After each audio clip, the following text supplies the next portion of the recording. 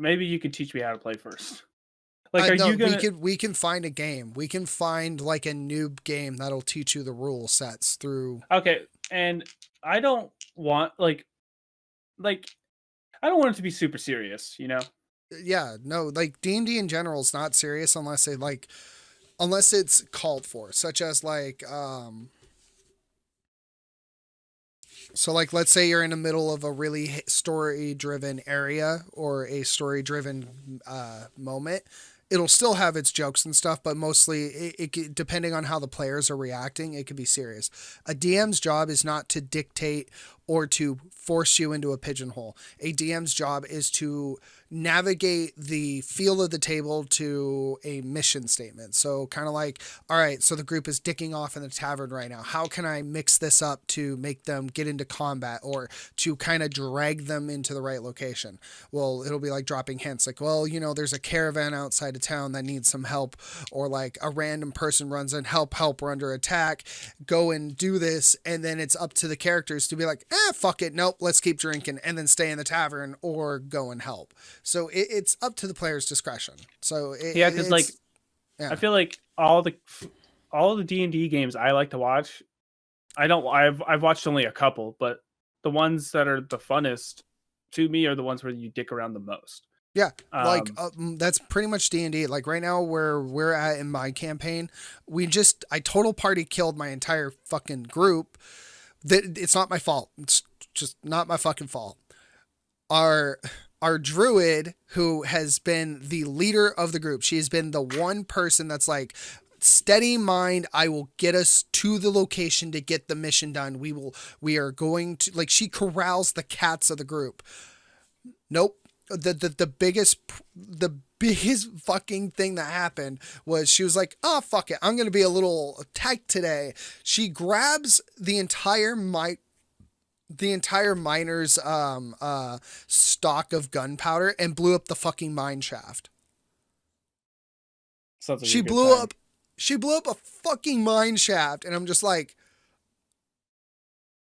I was just like, well, you're a wanted person. I had to explain how she pissed off every dwarf in the area and she needs to run or die. Yeah, she sounds fucking badass. She climbed, her and the two other people that were with her. They blew up the cave while they left their fighter in the cave. They left their fighter in the cave before blowing it up. So she ran through, and they had to climb through this destroyed mine shaft, get to in there, and then the mine shaft finishes collapsing, and they died in that mine shaft because there was no exit. They blew up the fucking exit, and then it collapsed behind them. So then they were in this, they kept traveling through the mine shaft. They get to the bottom. So in this moment, they're like, oh, we found this like group of like dark casting individuals of goblins and orcs and demons. And I was just like, you realize, because they're like, we almost died. And I was like, there was 45 enemies there because you had 60 dwarves above you that were supposed to go down and help you, but you decided to blow up the fucking mine shaft. So they were in there and like, well, how can we escape? And I was like, cool. Well, they get to the back of this area where part of the ocean is filling up the cave because they blew up the fucking cave, and they didn't know about that part of the cave runs under the ocean.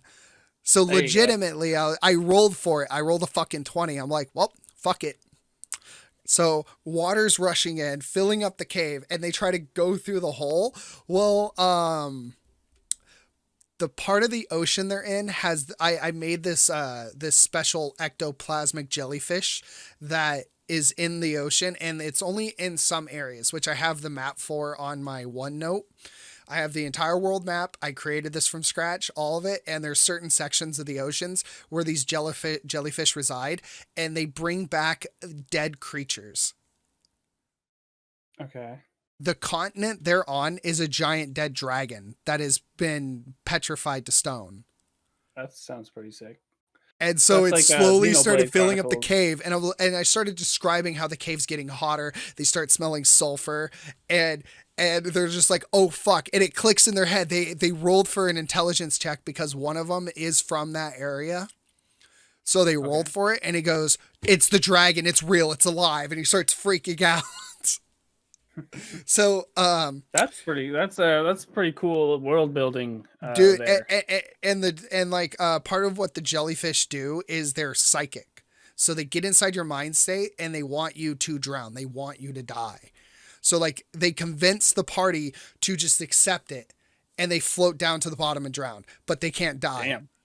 They just sit there on the bottom because the jellyfish keeps them alive. So now their undead characters are sitting at the bottom of this cave. And I asked them, I was like, do you guys want to keep playing these characters as undead or like, what do you want to do? They're like, we just want to start over. So right now they're in a totally new party in the same world while a dragon is potentially coming alive. This great dragon that was once slayed to create a continent of peace is now fucking coming alive.